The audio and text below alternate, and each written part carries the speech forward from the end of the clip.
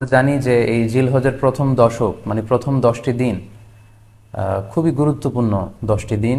আল্লাহ তাআলার কাছে খুবই পছন্দনীয় এই 10 দিনের আমলগুলো, এমনকি জেহাদের চাইতেও বেশি হাদিসে এসেছে।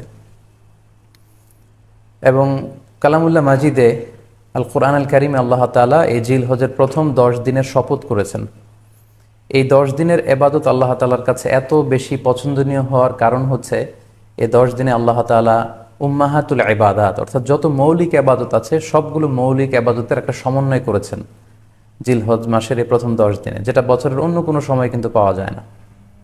কারণ এই 10 দিনের ভেতরে সালাত আছে, নফল সিয়াম আছে, সাদাকা আছে, কুরবানি আছে, হজের প্রসঙ্গটা আছে, যেটা বছরের অন্য কখনো এরকম উম্মাহাতুল ইবাদত অর্থাৎ যত মৌলিক আবাদত আছে সব মৌলিক আবাদতের কম্বিনেশন সমন্বয় বছরের কোনো সময় কিন্তু আসলে হয় না, যেটা হয়ে থাকে জিলহজ মাসের প্রথম এই 10 দিনের ভেতর। এজন্য এই 10 দিনের আবাদত আল্লাহ তাআলার কাছে অত্যন্ত বেশি প্রিয়।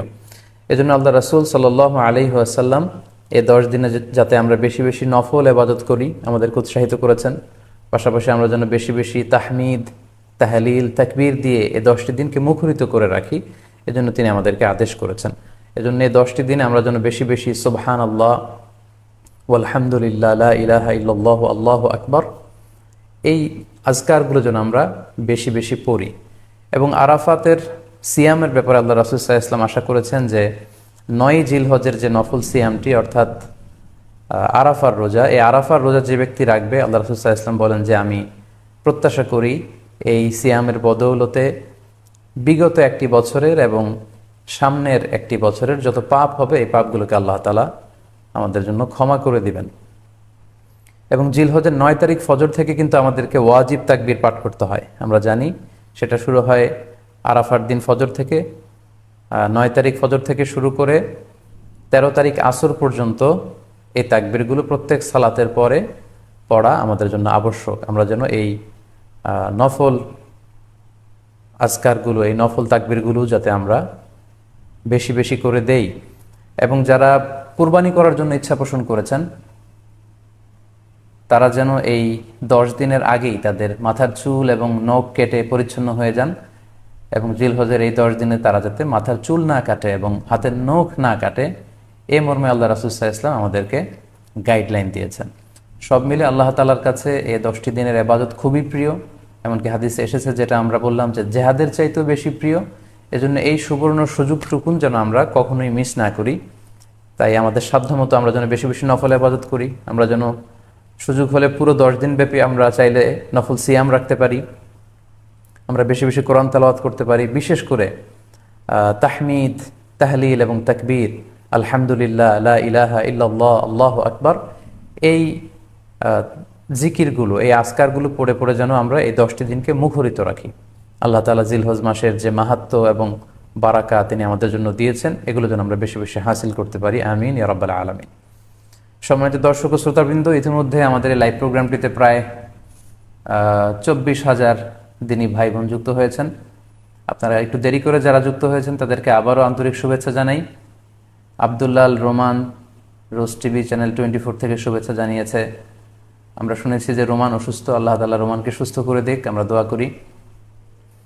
এবং আজকের লাইভের যে ঘোষণাটি আমরা দিয়েছিলাম সেখানে অনেক দিনী ভাই বোনেরা, বাংলাদেশের একজন প্রথিত যশা ইসলামী সঙ্গীত শিল্পী মশিউর রহমান ভাই, ওনার করোনা পজিটিভ রিপোর্ট এসেছে, সবাই ওনার জন্য দোয়া চেয়েছেন। আসলে মানুষ তার চমৎকার চমৎকার ইসলামী সঙ্গীতের মধ্য দিয়ে যে শ্রোতাদের হৃদয়ে বেঁচে থাকে, এটার একটা প্রমাণ। আমাদের মশিউর ভাই অসাধারণ দরাজ গলায় খুব চমৎকার ইসলামী সঙ্গীত পরিবেশন করেন। আমি নিজেও তার ইসলামী সঙ্গীতগুলো খুব পছন্দ করি। সবাই ওনার জন্য দোয়া চেয়েছেন। তো আজকের এই লাইভের শুরুতেই আমি আমাদের সকলের প্রিয় শিল্পী মশিউর রহমান ভাইয়ের জন্য দোয়া করি, আল্লাহ তাআলা আমাদের প্রিয় ভাইকে দ্রুত শিফায়ে কামেলা আজেলা নসিব করুক। যারাই পৃথিবীর যে প্রান্ত থেকে এই ভয়াবহ করোনা মহামারীতে আক্রান্ত হয়ে অসুস্থ অবস্থায় আছেন, আমরা সবার জন্য দোয়া করি, আল্লাহ তাআলা সবাইকে খুব দ্রুত শিফায়ে কামেলা নসিব করুক। সম্মানিত সুধী, আমি রিকোয়েস্ট করব আপনারা এই লাইভটি শেয়ার করে দিবেন, যাতে করে আপনাদের অন্যান্য ফেসবুক বন্ধুরা আজকের লাইভের আলোচনাটি থেকে উপকৃত হতে পারে। আমরা আজকে কুরবানি নিয়ে কিছু কথা শেয়ার করবার চেষ্টা করব ইনশাআল্লাহ। কুরবানির প্রসঙ্গটা আসলেই আমাদের স্মৃতির মানসপটে আমাদের ইব্রাহিম আলাইহিসসালাম এবং ইসমাইল আলাইহিসসালামের যে কুরবানি, ওনাদের যে আত্মত্যাগ, এই দৃশ্যপটটি কিন্তু আমাদের চোখের সামনে ভেসে ওঠে। আমরা জানি যে ইব্রাহিম আলাইহিসসালাম আল্লাহ তাআলা সন্তুষ্টির জন্য স্বীয় পুত্র ইসমাইল আলাইহিসসালামকে কুরবানি করতে চেয়েছিলেন, এবং সেই প্রসঙ্গ থেকেই কিন্তু আমরা প্রতি বছর জিলহজের 10 তারিখে কুরবানি করে থাকি। এবং এই দৃশ্যটি আল্লাহ তাআলার কাছে এতই ভালো লেগেছিল, এই আত্মত্যাগের দৃশ্যকে আল্লাহ তাআলা স্মরণীয় করে রাখবার জন্য কিয়ামত পর্যন্ত সব বিশ্বাসীদের জন্য এই জিলহজের একই টাইমে, জিলহজের 10 তারিখে কুরবানি করাটাকে আল্লাহ তাআলা আমাদের উপর অবধারিত করে দিয়েছেন। এই বিষয়টি সূরাতুস সাফফাতের 105 নম্বর আয়াতে আল্লাহ তাআলা এভাবে ইরশাদ করছেন, ফালাম্মা বালাগা মাআহু সা'য়া ক্বালা ইয়া বুনাইয়া ইন্নী আরা ফিল মানামি আন্নী আযবাহুক ফানজুর মাযা তারা। অর্থাৎ ইসমাঈল আলাইহিস সালাম যখন একটু বড় হলেন, বাবার সাথে হাঁটতে পারেন, দৌড়াদৌড়ি করতে পারেন, ঠিক তখন ইব্রাহিম আলাইহিস সালাম স্বপ্নে দেখলেন যে তিনি ইসমাঈল আলাইহিস সালামকে কুরবানি করছেন, এবং স্বপ্ন দেখেই তিনি সরাসরি ছেলের সাথে কনসালটেশনে গেলেন, পরামর্শ করলেন যে বাবা, আমি তো স্বপ্নে দেখেছি যে আমি তোমাকে কুরবানি করছি, ফানজুর মাযা তারা, what do you think about it, what's your opinion about it, তোমার মতামত কি সেটা তুমি আমাকে বলো।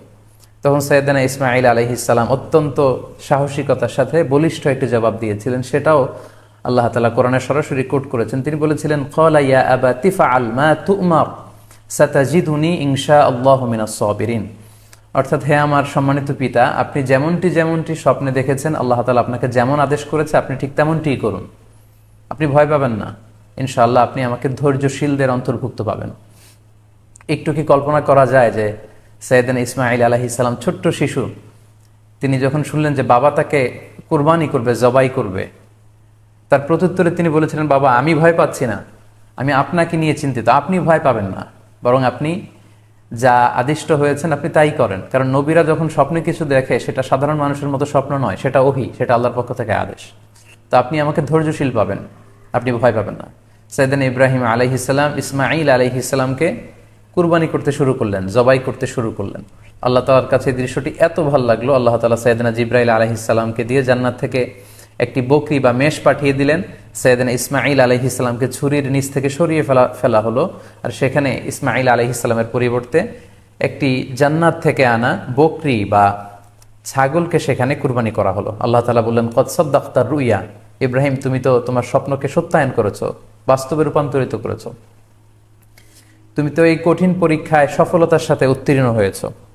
সাইয়েদনা ইব্রাহিম আলাইহিস সালাম পরীক্ষায় উত্তীর্ণ হলেন, এবং বাপ বেটার এই দৃশ্যায়নটি আল্লাহ তাআলার কাছে এত ভালো লেগেছে, আরশের উপর থেকে আল্লাহ তাআলা এত পছন্দ করেছেন ওনাদের স্যাক্রিফাইসকে, কুরবানিকে, কিয়ামত পর্যন্ত আমরাও যাতে কুরবানি করি, আল্লাহ তাআলা আমাদের জন্য এটাকে অবধারিত করে দিয়েছেন। সম্মানিত, শুধু এখানে আমাদের জন্য সবচেয়ে বড় যে শিক্ষণীয় বিষয়, সেটি হচ্ছে সাইয়েদনা ইব্রাহিম আলাইহিস সালামের ঔরসে যখন ইসমাঈল আলাইহিস সালাম আসে, তখন তাফসীর এসেছে ইব্রাহিম আলাইহিস সালামের বয়স ছিল 86 বছর। Could you imagine that?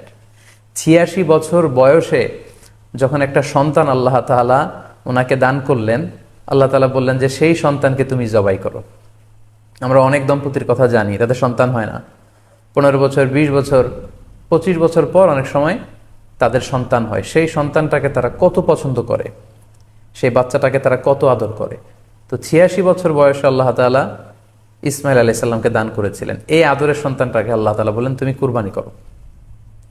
কারণ এই বয়স্ক অবস্থায় যখন ইব্রাহিম আলাইহিস সালাম ইসমাঈল আলাইহিস সালামকে পেয়েছিলেন, তখন তিনি হৃদয়টাকে উজাড় করে দিয়ে নিজের ছেলেটাকে ভালোবাসতে শুরু করলেন, এবং হৃদয়ের ভালোবাসার জায়গাটার মধ্যে যে সিংহাসন, সেই সিংহাসনে তিনি ইসমাঈলকে বসিয়েছিলেন। আল্লাহ তাআলা চেয়েছিলেন যে ইসমাঈলকে সেখান থেকে সরিয়ে ওই ভালোবাসার সিংহাসনের জায়গাটাতে তুমি যেন আল্লাহ তাআলাকে স্থান দাও, এবং সেই পরীক্ষাটাই তিনি বেসিক্যালি সাইয়েদনা ইব্রাহিম আলাইহিস সালামের কাছ থেকে করেছিলেন, এবং সেই পরীক্ষায় সাইয়েদনা ইব্রাহিম আলাইহিস সালাম সফলতার সাথে উত্তীর্ণ হয়েছিলেন। অর্থাৎ আল্লাহ চেয়েছিলেন যে তোমার হৃদয়ের ভালোবাসার সবচাইতে বড় জায়গাটা হচ্ছে ইসমাঈলের, তোমার পুরো হৃদয়টা জুড়ে আছে ইসমাঈল। আমি চাই তুমি আমার সন্তুষ্টির জন্য এই ইসমাঈলকে বিলিয়ে দাও, এই ইসমাঈলকে কুরবানি করে দাও। সম্মানিত, শুধু এই স্টোরিটা থেকে আমাদের জন্য শিক্ষা হচ্ছে যে সাইয়েদনা ইব্রাহিম আলাইহিস সালামের হৃদয়ের সবচাইতে পছন্দনীয় বিষয়টা ছিল ইসমাঈল। তিনি ইসমাঈল আলাইহিস সালামকে, নিজের ছেলেকে বেশি পছন্দ করতেন। ইব্রাহিম আলাইসাল্লামের হৃদয়ে যেমনি ইসমাইল ছিল, আমাদের প্রত্যেকের হৃদয়ে কিন্তু এরকম এক একটা ইসমাইল আছে, কল্পিত ইসমাইল, রূপক ইসমাইল। আমাদের কারো হৃদয়ের ইসমাইল হচ্ছে আমাদের টাকা পয়সা, আমাদের কারো হৃদয়ের ইসমাইল হচ্ছে আমার ব্যাংক ব্যালেন্স, আমাদের কারো হৃদয়ের ইসমাইল হচ্ছে আমার দামি গাড়ি, আমাদের কারো হৃদয়ের ইসমাইল হচ্ছে আমার দামি গাড়ি, আমাদের কারো হৃদয়ের ইসমাইল হচ্ছে আমাদের যশ খ্যাতি, আমাদের ক্ষমতা প্রতিপত্তি, এগুলো। আল্লাহ তাআলা চান আমাদের প্রত্যেকের যার যার হৃদয়ের ইসমাইল যেটা, সেটাকে আমরা আল্লাহ তাআলার সন্তুষ্টির জন্য উৎসর্গ করতে পারবো কিনা, আল্লাহ তাআলার খুশির জন্য, সেরেফ শুধুমাত্র আল্লাহ তাআলার জন্য আমার হৃদয়ের ইসমাইলটাকে আমি স্যাক্রিফাইস করতে পারবো কিনা। এই শিক্ষাটা দেওয়ার জন্যই বেসিক্যালি আল্লাহ তাআলা এই কুরবানিকে আমাদের জন্য প্রেসক্রাইব করেছেন। আল্লাহ তাআলা চান যে আমাদের হৃদয়ের পুরো জায়গাটা জুড়ে যেন আল্লাহ তাআলার সন্তুষ্টি, আল্লাহ তাআলার ভালোবাসা, আল্লাহকে যে আমরা ফিল করি, আল্লাহকে যে আমরা ভয় পাই, সেই জায়গাটাতে যেন আমরা আল্লাহ তাআলাকে রাখতে পারি। এটাই মূলত আল্লাহ তাআলা আমাদের কাছ থেকে চান। এবং আমাদের জীবনের সব কাজগুলোই হবে শুধুমাত্র কেবলমাত্র আল্লাহ তাআলার সন্তুষ্টির জন্য। এজন্য বিশ্বনবী সাল্লাল্লাহু আলাইহি ওয়াসাল্লামকে কিন্তু আল্লাহ রাব্বুল আলামিন শিখিয়ে দিয়েছেন যে কুল ইন্না সলাতি ওয়া নুসুকি ওয়া মাহইয়ায়া ওয়া মামাতি লিল্লাহি রাব্বিল আলামিন। হে নবী, আপনি বলুন যে আমার নামাজ, আমার কুরবানি, আমার জীবন, আমার মরণ সবটাই তো আল্লাহর জন্য। তাই আমাদের হৃদয়ে যদি আমরা আল্লাহকে স্থান দিতে পারি, আমাদের সব কিছু, সাইয়েদনা ইব্রাহিম আলাইহিস সালাম যেমনি নিজের প্রিয় পুত্র সন্তানকে কুরবানি করেছিলেন, ঠিক তেমনিভাবে আমাদের হৃদয়ের ইসমাইলটাকেও যদি আমরা আল্লাহর সন্তুষ্টির জন্য স্যাক্রিফাইস করতে পারি, কুরবানি করতে পারি, তাহলেই কিন্তু এই কুরবানির শিক্ষাটা আমাদের জন্য বাস্তবায়িত হবে বা সফল হবে। এবং এই শিক্ষাটা দেওয়ার জন্য আল্লাহ তাআলা এই কুরবানির বিধানকে আমাদের জন্য জারি করেছেন, যে আমাদের হৃদয়ে শুধু আল্লাহ তাআলার ভয় থাকবে। এবং এই যে আমরা কুরবানি করবে, কুরবানির রক্ত, গোশত, চামড়া কোনোটাই কিন্তু আল্লাহ তাআলার কাছে পৌঁছে না, পৌঁছে হচ্ছে আমাদের হৃদয়ের ভয়, তাকওয়াটা আল্লাহ তাআলার কাছে পৌঁছে। সূরাতুল হাজ্জের 37 নম্বর আয়াতে আল্লাহ বলছেন, লা ইয়ানালাল্লাহা লুহুমুহা ওয়ালা দিমাউহা ওয়ালাকি ইয়ানালুহুত তাকওয়া মিনকুম। এই কুরবানির রক্ত, কুরবানির গোশত, এগুলো তো আল্লাহর কাছে পৌঁছে না, আল্লাহর কাছে পৌঁছে হচ্ছে তোমাদের তাকওয়া। আমরা কতটা ইখলাসের সাথে, কতটা আন্তরিকতার সাথে, কতটা আনুগত্যের সাথে আমাদের সম্পদ, আমাদের নিজেদেরকে আমরা আল্লাহর কাছে সোপর্দ করতে পেরেছি, আমরা কতটা আল্লাহর সমর্পিত বান্দা হতে পেরেছি, এটাই হচ্ছে এই কুরবানির শিক্ষা, যেটা সাইয়েদনা ইব্রাহিম আলাইহিস সালাম গোটা বিশ্ববাসীর জন্য নিদর্শন এই ঘটনার মধ্য দিয়ে কিন্তু আমাদের জন্য রেখে গিয়েছেন। তাই আমরা এই কুরবানির মধ্য দিয়ে এটা যেন ফিল করি যে আমাদের সবটুকু আমরা আল্লাহর জন্য বিলিয়ে দিতে প্রস্তুত আছি। সম্মানিত, শুধু এই কুরবানির দিনে ইয়াউমুন নাহারে বা 10 জিলহজে আমরা যে কুরবানি উদযাপন করবো, ঈদুল আজহা উদযাপন করব, এই দিনের সবচাইতে প্রিয় আমল হচ্ছে আল্লাহ তাআলার কাছে পশু জবাই করে, যেটা আমরা বলেছি ইব্রাহিম আলাইহিস সালামের সেই ঘটনার, সেই দৃশ্যায়নের পুনরাবৃত্তি আল্লাহ তাআলা সেটা দেখতে চান। আমরা পশু জবাই করে রক্ত প্রবাহিত করে দেয়, এটা আল্লাহ তাআলার কাছে খুবই পছন্দনীয়। সুনানে তিরমিজিতে এসেছে, আয়েশা রাদিয়াল্লাহু তাআলা আনহা থেকে বর্ণিত, তিনি বলেন, আন্না রাসূলুল্লাহ সাল্লাল্লাহু আলাইহি ওয়াসাল্লাম ক্বাল, আল্লাহ রাসূল সাল্লাল্লাহু আলাইহি ওয়াসাল্লাম বলেছেন, মা আমিলা আদামিয়ুন মিন আমালিন ইয়াউমান নাহার আহাব্বা ইলাল্লাহি মিন ইহরাকিদ দাম। অর্থাৎ ইয়াউমুন নাহারে 10 জিলহজে পশু কুরবানি দিয়ে সে পশুর রক্ত প্রবাহিত করে দেওয়ার চেয়ে শ্রেষ্ঠ কোনো আমল আর আল্লাহর কাছে হতে পারে না, এর চেয়ে কোনো প্রিয় আমল আল্লাহর কাছে নেই। তার মানে কুরবানির দিনে সবচাইতে প্রিয় আমল, আল্লাহর কাছে পছন্দনীয় আমল হচ্ছে কুরবানি করা। তাই আমাদের যাদের সাধ্য আছে আমরা যেন বেশি বেশি কুরবানি করি। সম্মানিত, শুধু আমরা জানি যে এই কুরবানিকে আল্লাহ তাআলা আমাদের উপর আবশ্যক করেছেন। কুরবানির হুকুম সম্পর্কে যদি বলি তাহলে বলবো যে এটা ওয়াজিব হানাফি স্কুল অফ থট অনুযায়ী, কিন্তু অন্যান্য মাযহাবে এটাকে সুন্নাতে মুআক্কাদা বলা হয়েছে। মেজরিটি স্কলাররা, জুমহুরুল ফুকাহা, ইমাম শাফিঈ, আহমদ এবং ইমাম মালিকদের মতে, তাদের মতে এটা হচ্ছে সুন্নাতে মুআক্কাদা। কিন্তু হানাফি মাযহাবে এই কুরবানি করা হচ্ছে ওয়াজিব। যেহেতু আমাদের বাংলাদেশে বেশিরভাগই হচ্ছে হানাফি মাযহাবের অনুসারী, সো এটা কিন্তু আমাদের জন্য অবধারিত। যাদেরকে আল্লাহ তাআলা সম্পদ দিয়েছেন, টাকা পয়সার মালিক বানিয়েছেন, স্বাবলম্বী করেছেন, আমাদের প্রত্যেকের উপর কিন্তু এই কুরবানি করাটা ওয়াজিব। যেহেতু কুরবানি একেবারে আমাদের সন্নিকটে, সো এই কুরবানি নিয়ে আমাদের মধ্যে অনেক ধরনের প্রশ্ন রয়েছে। এবং বিগত কয়েকদিন ধরে আমার ফেসবুক পেজের বিভিন্ন স্ট্যাটাসে, আমার মেসেজ অপশনে অনেক ভাই, দিনী ভাই এবং বোনেরা অনেক প্রশ্ন করেছেন। আসলে এতগুলো প্রশ্নের উত্তর আসলে আমাদের পক্ষে করা সম্ভব হবে না। সেখান থেকে খুবই কন্টেম্পোরারি, খুবই রেলেভেন্ট, প্রাসঙ্গিক 2-1টি প্রশ্নের ব্যাপারে আলোচনা করে আমরা আজকের সংক্ষিপ্ত লাইভটি শেষ করবো ইনশাআল্লাহ। খুব বেশি যে প্রশ্নটি করা হয়েছে সেটি হচ্ছে জানতে চাওয়া হয়েছে 7 ভাগে কুরবানি করা যাবে কিনা। এই ধরনের প্রশ্ন কিন্তু আমরা আগে শুনতাম না। রিসেন্টলি কিছু কিছু স্কলারদের আলোচনা বা এতে করে লোকজন হয়তো বিভ্রান্তিতে ভোগেন কিংবা একটা ধোঁয়াশা তৈরি হয়, ফলে এই প্রশ্নটি করা হচ্ছে। আমরা আবহমান কাল থেকে আমাদের প্রিয় মাতৃভূমি বাংলাদেশে হয়তো ছাগল কুরবানি দিয়েছি অথবা গরু কুরবানি দিয়েছি সর্বোচ্চ 7 ভাগে। সো এটা আমাদের সবার কাছে জানা ছিল, এ নিয়ে আগে সংশয় ছিল না। ইদানিংকালে অনেকের মধ্যে এই বিষয়ে সংশয় জেগেছে। কেউ কেউ বলে থাকেন যে ভাগে যদি কুরবানি দেওয়া হয় 7 জনে মিলে, গরুতে বা মহিষে বা উটে, এই ভাগে কুরবানি হবে না, এটা অনেকে বলে থাকেন। এই কথাটি আসলে ঠিক নয়। আপনি যদি ভাগে কুরবানি দিতে চান এটি জায়েজ আছে, এবং একটি উটে বা মহিষে বা গরুতে আপনি সর্বোচ্চ 7টি ভাগে কুরবানি দিতে পারবেন ইনশাআল্লাহ। এ ব্যাপারে সহিহ মুসলিমের একটি হাদিসকে আমরা এখানে উল্লেখ করতে চাই।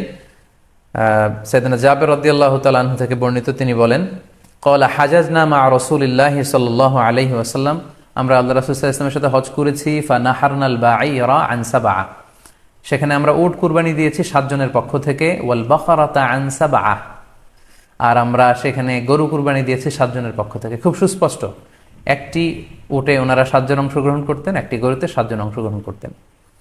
তো এই হাদিসের আলোকে অনেকে বলে থাকেন যে এটি হজের সময়, সফরের সময়, কিন্তু মুকিম অবস্থায় 7 ভাগে দেয়া যায় না। আসলে এই কথাটিও ঠিক নয়, কারণ সুনানে আবু দাউদের আরেকটি হাদিসে এসেছে যেখানে আল্লাহ রাসূল সাল্লাল্লাহু আলাইহি ওয়াসাল্লাম সুস্পষ্ট বলেছেন, সেখানে হজ বা কোনো সফরের উল্লেখ নেই। সেটা হচ্ছে জেনারেল স্টেটমেন্ট, অর্থাৎ আল বাকারাতু আন সাবআ, গরুতে সর্বোচ্চ 7 অংশ দিয়ে কুরবানি দেয়া যায়। ওয়াল জাযুরু আন সাবআ, আর উটের ক্ষেত্রেও সর্বোচ্চ 7 অংশ দিয়ে কুরবানি দেয়া যায়। তো এই হাদিস, দ্বিতীয় যে হাদিসটি উল্লেখ করলাম, এটা হচ্ছে জেনারেল স্টেটমেন্ট। সেখানে সফর মুকিম কোনো কথা বলা হয়নি। ইন জেনারেলি বলা হয়েছে যে উটে 7 ভাগ দেয়া যায়, গরুতে 7 ভাগ দেয়া যায়। সো আমরা যারা ভাগে কুরবানি দিচ্ছি 7 জন মিলে একটি গরু, আপনারা নিঃসন্দেহে সানন্দ চিত্তে নিশ্চিন্তে কুরবানি দিতে পারেন।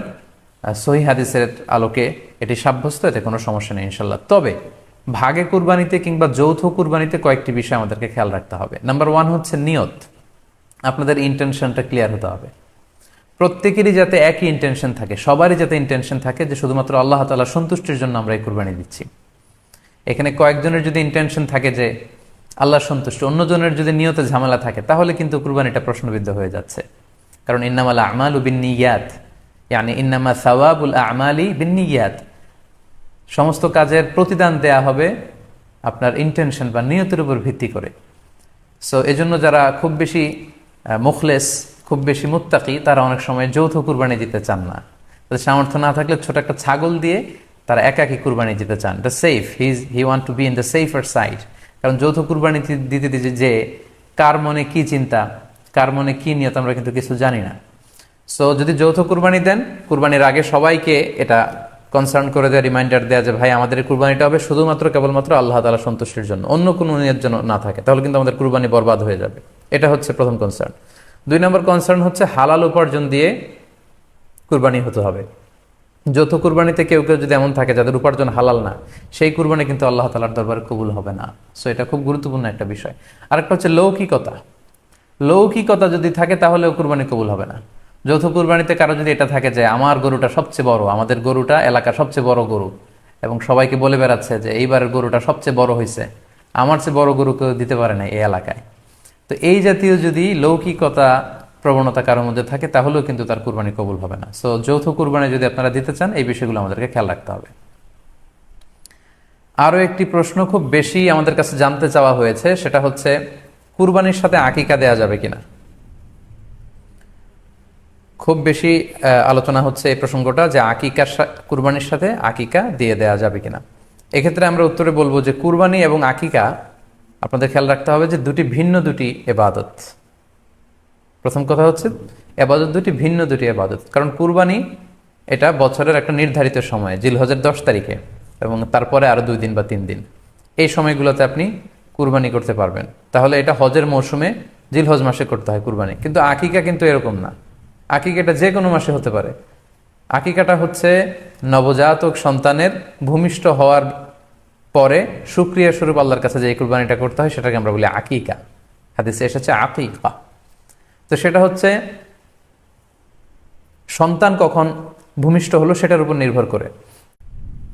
সেখানে আমরা বলছিলাম যে আসলে 2টি ভিন্ন ইবাদত। কুরবানি হচ্ছে জিলহজের 10 তারিখে আমরা কুরবানি করে থাকি। আর আকিকা হচ্ছে বাচ্চা যেদিন জন্মগ্রহণ করবে, সন্তান ভূমিষ্ঠ হওয়ার 7 দিন পরে। তাহলে ভিন্ন দুইটা আবাদত, দুই সময়ের আবাদত।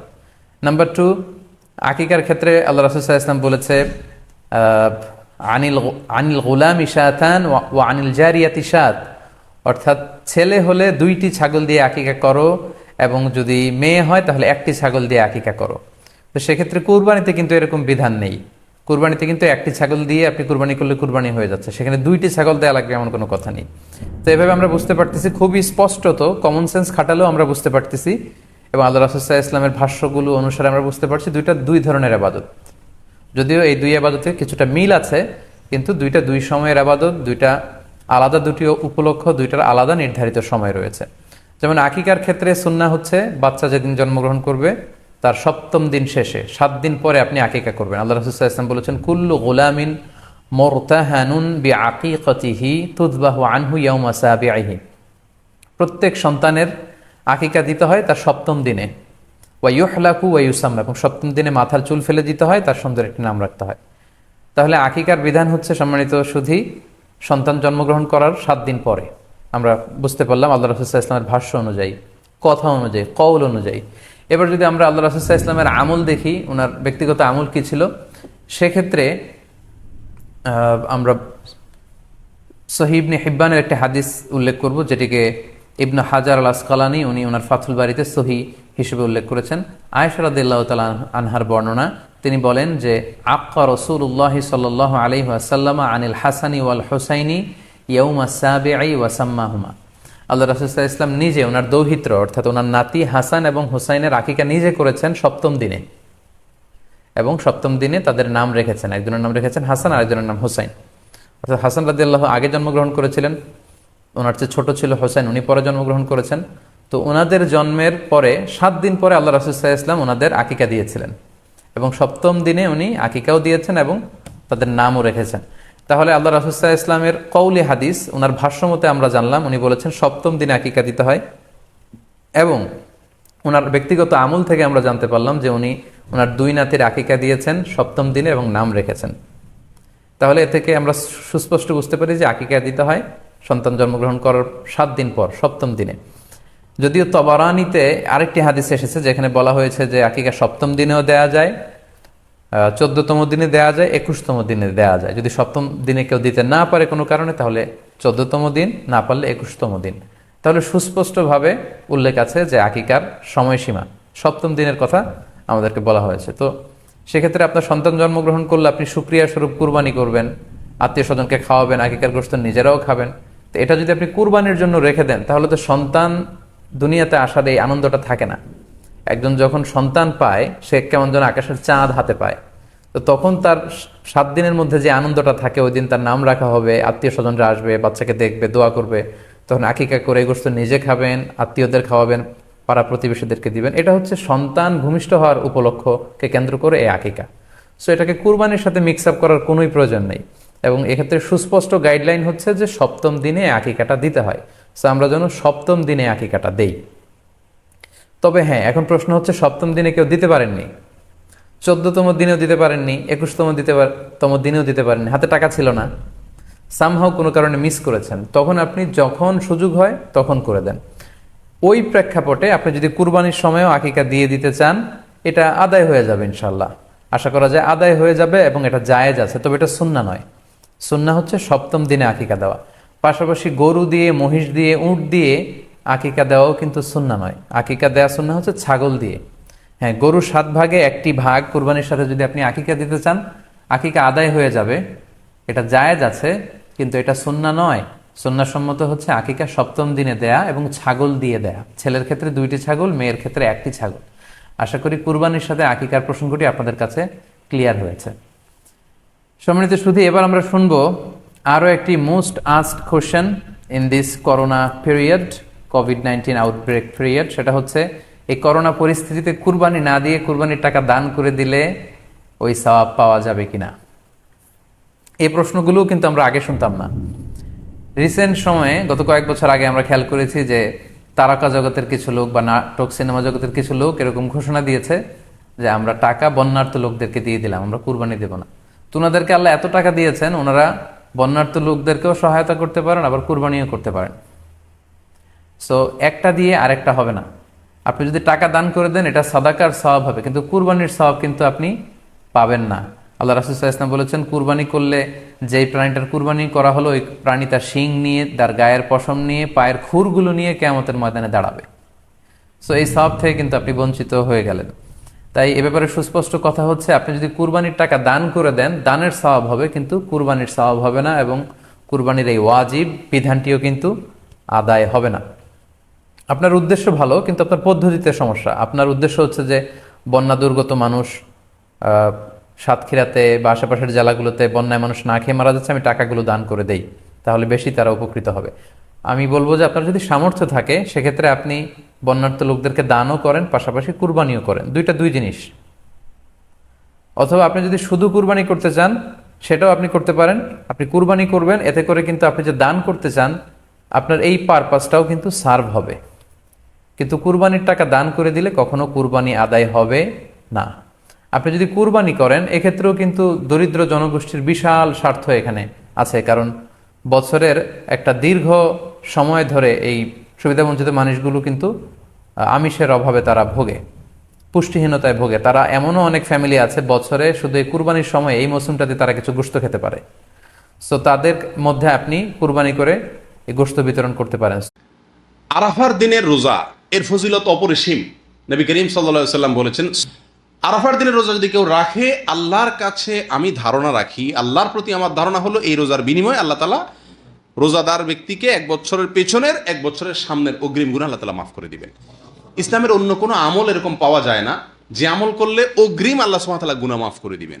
আরাফার দিনের রোজার এত ফজিলত যে পেছনের তো বটেই, সামনের 1 বছরের আল্লাহ সুবহানাহু ওয়া তাআলা ছোটখাটো গুনাহগুলো কি করবেন? মাফ করে দিবেন। অতএব আরাফার দিনের রোজা আমাদের সকলের রাখা উচিত। কিন্তু এই রোজা রাখতে গিয়ে একটা বিভ্রান্তির মুখোমুখি আমরা হই, একটা প্রশ্নের মুখোমুখি আমরা হই। সেটা হলো যে আমরা আরাফাতের দিনের রোজাটা বাংলাদেশে মানুষেরা কোন দিনে রাখবো? আমরা কি 9 তারিখে রাখবো নাকি 8 তারিখে রাখবো? কারণ হাজী সাহেবরা আরাফাতে যেদিন অবস্থান করেন সেদিন আমাদের দেশে 8 তারিখ হয়, চাঁদের কি থাকে 8 তারিখ থাকে। তো আমরা কি হাজী সাহেবরা আরাফাতের মধ্যে অবস্থান করছেন সেদিকে তাকায় 8 তারিখেই রাখবো, নাকি হাজী সাহেবরা সৌদি আরবে যেহেতু 9 তারিখে আরাফাতের ময়দানে অবস্থান করছেন অতএব ওই 9-এর দিকে তাকে আমরা 9 তারিখে রাখবো? এটা নিয়ে একটা ধোঁয়াশা, একটা প্রশ্ন আমাদের ভেতরে কমবেশ আছে। এই প্রশ্নের উত্তরে আমরা কি করব সে করণীয় ক্ষেত্রে আমি সংক্ষেপে বলতে চাই, এক্ষেত্রে ওলামায়ে কেরামের 2টি মত আছে এবং 2টা মতই গবেষণামূলক। এর কোনোটাই কোনো হাদিস থেকে স্পষ্টভাবে সমর্থিত না, বরং উভয় মতই যার যার বুঝ এবং গবেষণা লব্ধ। কোনোটিকেই সঠিক বা ভুল এটা বলা বুদ্ধিমানের কাজ হবে না। অনেক ওলামায়ে কেরাম বলেন, আমরা হাজী সাহেবরা আরাফাতের ময়দানে যেদিন অবস্থান করবেন পৃথিবীর সকল প্রান্ত থেকেই আমরা হাজী সাহেবদের ওই অবস্থানের আরাফাতের অবস্থানের দিনেই কি রাখবো? রোজা রাখবো। এটাই হলো আরাফাত দিনের রোজা। যদি সেদিন কোনো দেশে ঈদ না হয় তাহলে আমরা রাখবো, সেটা আমার দেশে 8 তারিখ হোক 7 তারিখ হোক দেখার দরকার নেই। এটা হলো অনেক ওলামায়ে কেরামের মত। অনেক ওলামায়ে কেরাম বলেন না, আমরা 9 তারিখে রোজা রাখবো আমাদের দেশে, সেটা হাজী সাহেবদের আরাফাতে অবস্থানের পরের দিন হয়, অর্থাৎ এদেশে সৌদি আরবে ঈদের দিন হয়, ওই দিন আমাদের দেশে 9 তারিখ, আমরা 9 তারিখে রাখবো। কেন? কারণ নবী করিম সাল্লাল্লাহু আলাইহি সাল্লাম যে আরাফাতের দিনে রোজা রাখতে বলেছেন, আসলে 9 তারিখকে, জিলহজের 9 তারিখকে আরাফাতের দিন বলা হয়। এখানে তারিখটা হলো উদ্দেশ্য, আরাফাতের দিন এটা হলো শুধুমাত্র নাম। জিলহজের 10 তারিখে ইয়মুন নাহর বলা হয়, জিলহজের 9 তারিখে ইয়মে আরাফা বলা হয়, জিলহজের 8 তারিখে ইয়মুত তারবিয়া বলে। এগুলো হলো এই দিনগুলোর এক একটা নাম। যেহেতু নবী সাল্লাল্লাহু আলাইহি ওয়াসাল্লাম আরাফার দিন রোজা রাখতে বলছেন, অতএব 9 তারিখে রাখবেন, এরকম একটা মত ওলামায়ে কেরাম বলেন। এখন আমরা কোন দিকে যাব? 8 তারিখে রাখবো নাকি 9 তারিখে রাখবো? আমি বলি, যেহেতু কোনো মতের পক্ষেই সুস্পষ্ট কোনো হাদিস নাই, অতএব আমাদের জন্য সবচেয়ে যুক্তিসঙ্গত হলো দোনো দিন রাখা, 8 তারিখে এবং 9 তারিখে রাখা। কারণ জিলহজের 1 থেকে 9 তারিখ পর্যন্ত এর প্রত্যেকটা দিনই আমাদের কম বেশ রোজা রাখার চেষ্টা করা উচিত। নবী সাল্লাল্লাহু আলাইহি সাল্লাম বলেছেন, মা মিন আইয়ামিন আল আমালুস সালিহু ফীহিন্না আহাব ইলাল্লাহ মিন হাযিহিল আইয়াম। জিলহজের 10 দিনের চাইতে অন্য কোনো দিনে আমল আল্লাহ তাআলার কাছে বেশি প্রিয় না। এই জন্য ওলামায়ে কেরাম বলেন যে এই 10 দিনের প্রথম দিনগুলো, ঈদের দিন বাদে প্রথম দিনগুলো প্রত্যেকটা দিনই কি রাখা উচিত? নফল রোজা রাখা উচিত। তবে বিশেষভাবে হাদিসে নির্দেশ হলো কিসে? আরাফাতের দিন রাখার জন্য। অতএব আমরা যদি 8-9, আমাদের দেশের লোকেরা 8-9 উভয় দিন আমরা রোজা রাখি জিলহজের, তাহলে সেক্ষেত্রে সন্দেহাতীতভাবে আরাফাতের দিনের রোজা রাখা আমার হয়ে যাবে। অতএব এই 8-9 দিন রাখাই আমাদের জন্য সবচেয়ে উত্তম এবং বেস্ট। আল্লাহ তাআলা আমাদেরকে আমলের তৌফিক দান করুন।